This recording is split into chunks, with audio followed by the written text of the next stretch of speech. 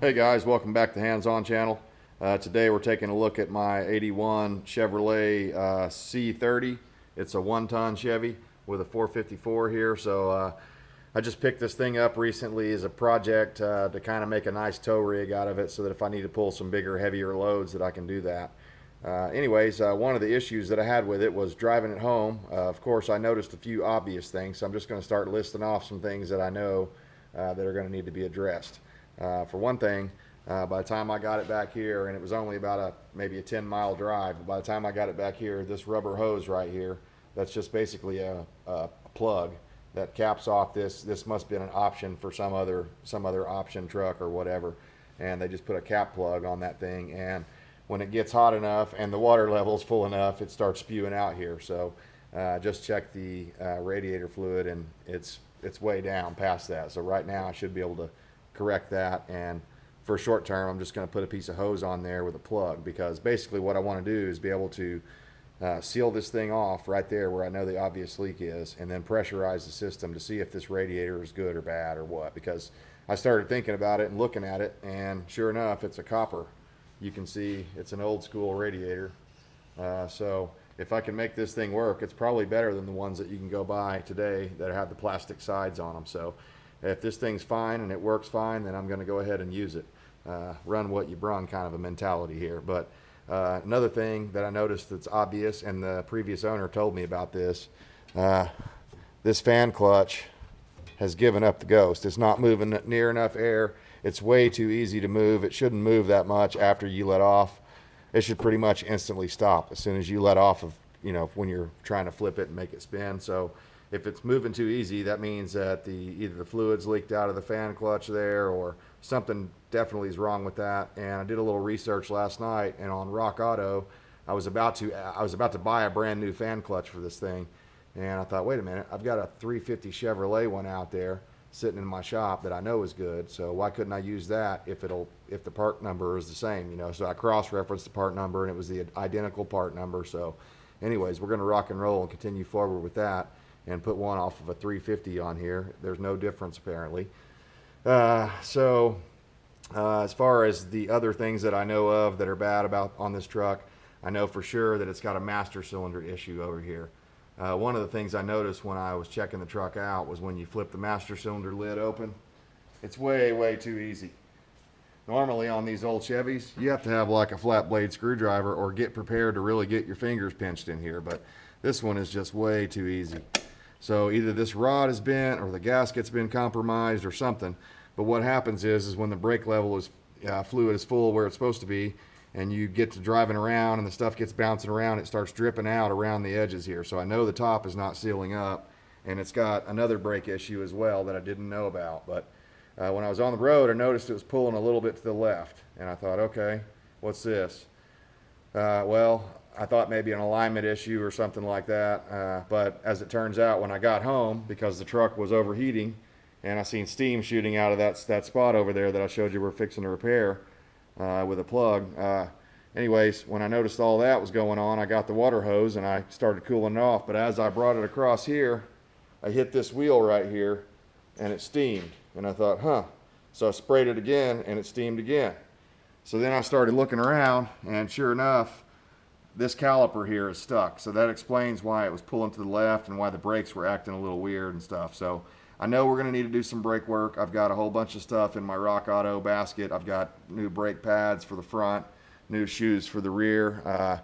That's going to be a new experience for me, because it's been, well, I've done it before, but it's been like 20 years since I've messed with any dualies. So this is going to be kind of a relearning experience for me, and we'll probably do some of that together, and just to show you guys how it's done. But because you have to pull the axles out on the rear to get the rear brake drums off, so that's going to be quite an experience and a bigger job than normal on rear drums, but luckily it's only one of those things you have to do not very often. So once maybe every decade or something like that. It's usually your front ones that go out quite a bit faster because they do more of the stopping. So anyways, we've got a lot of projects to do. We're not going to cover all that today.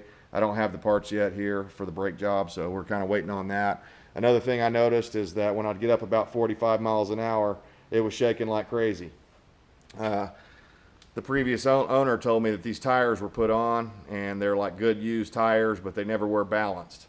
So that could be it, or it could be that one of these tires has a big lump in it and it's like driving on a brick basically. So I don't know what's going on there, but I know just the way I am, I like to put new tires on any used vehicle that I pick up, just because, you know, I like to know that, especially when I get out far away from the house, that I'm not going to have any flats or issues or anything like that. So that'll be on the agenda. Another thing, just because I like them better and I know it'll make it breathe better, we're going to pull that old ugly stock intake breather off of there, air breather, and we're going to put like an open style, hot rod style, you know, the like a 2 or 3 inch open air filter in there to where this thing can breathe a little better.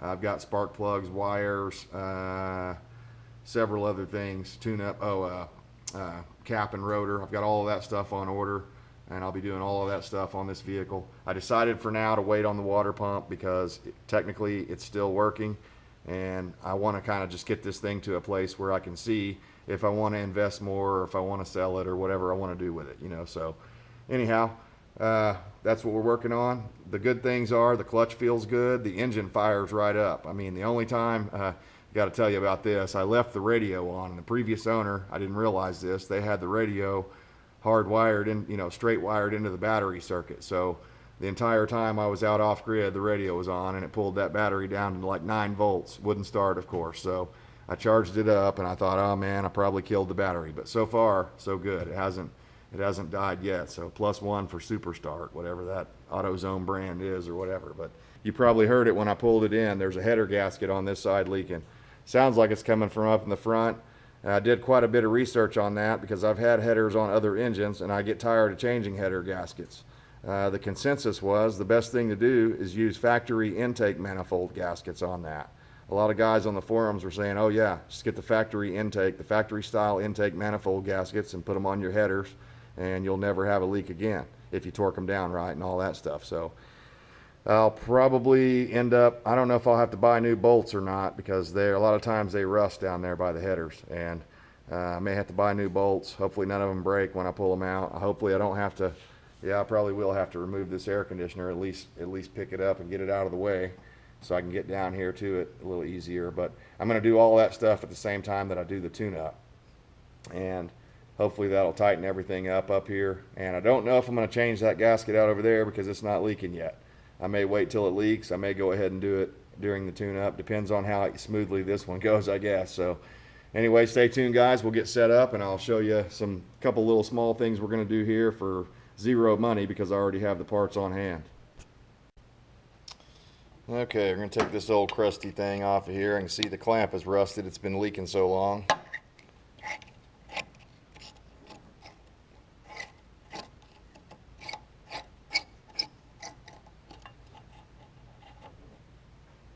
See that rust on there.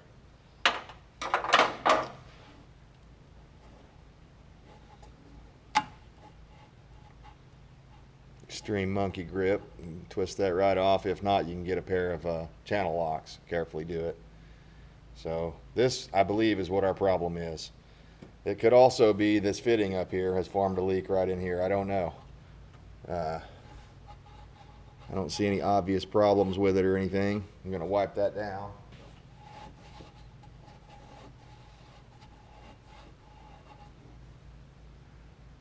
Okay, it looks pretty good.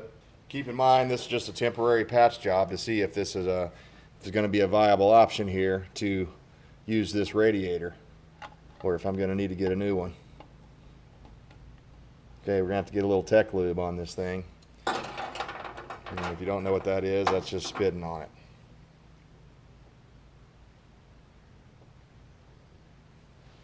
Okay.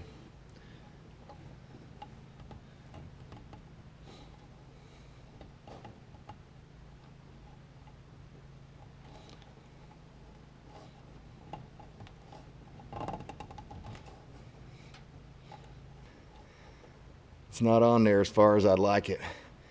But again, we're just checking this to see if the pressure is going to be good, if it's going to hold pressure or not. So it should be good enough.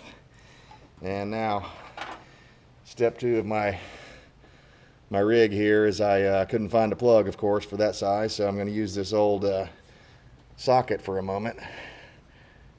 And like I said, all we're trying to do is seal this up enough to where we can see if this radiator is any good. I'm not going to go drive across the country with it like this, trust me. So,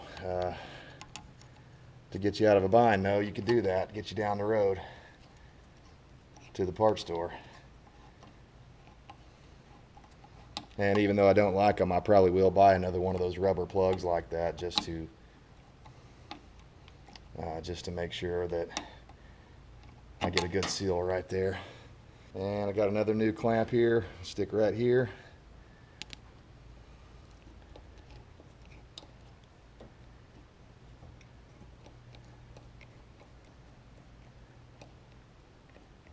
I actually used a piece of broom handle one time when I was in a real pinch.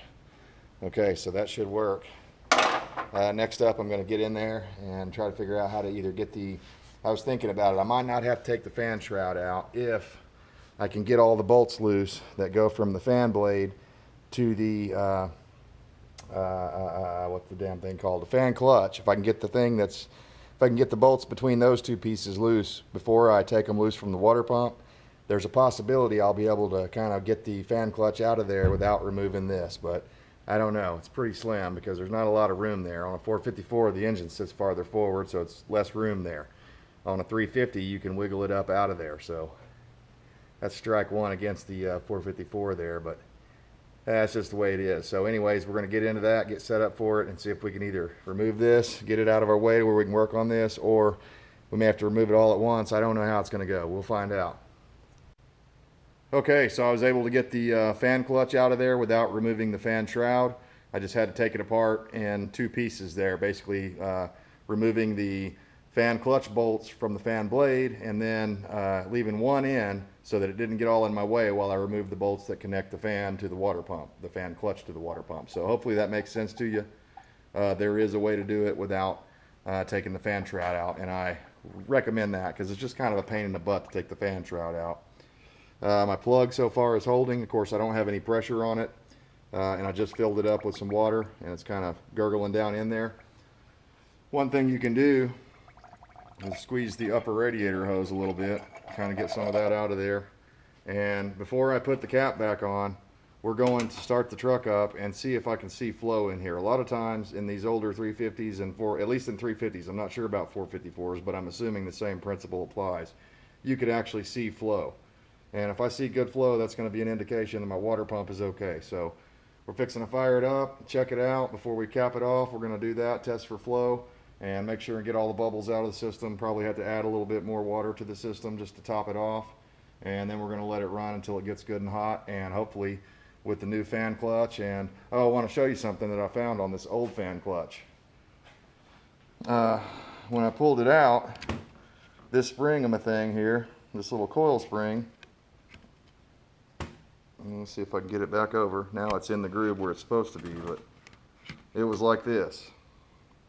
So it was not in the groove. That could have been my only problem. Maybe I could have reached in there and flipped that little spring in there and it might have started working fine, but because as soon as I did, it did feel better.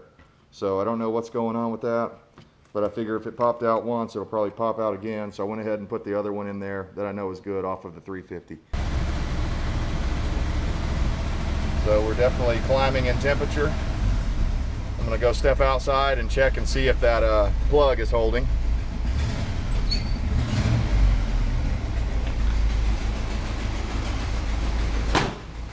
I think the old girl's got good bones, but just been neglected. Okay, so far our plug's holding. I don't see any water spewing out anywhere. So I'm gonna look underneath. I spilled a little bit right over here, so that was on me. Nothing's pouring out. That's good. And we've got a heck of a lot of air movement. I like that. You can feel it drawing across the fan, across the radiator. I'll just see if it'll just hold that. Yeah, there we go. We got some suction now. We didn't have that before. Gotta have good suction. So far, so good. Not sure if the thermostat's opened up yet or not. We're gonna get in there and rev it up a little more.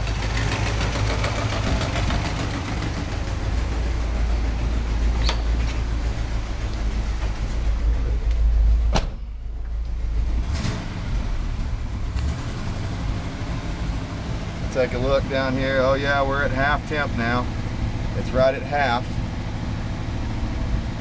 Not sure what that number is. I don't know why Chevrolet did that, but a lot of the older cars were that way. It just said C and H instead of a number.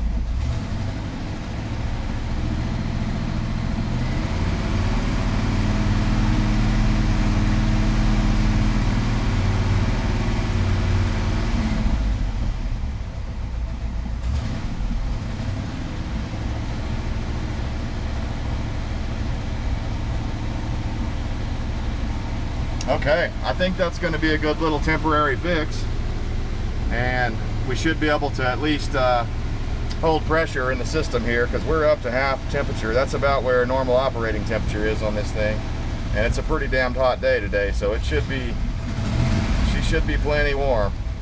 And so far, no spewing. That's a big improvement.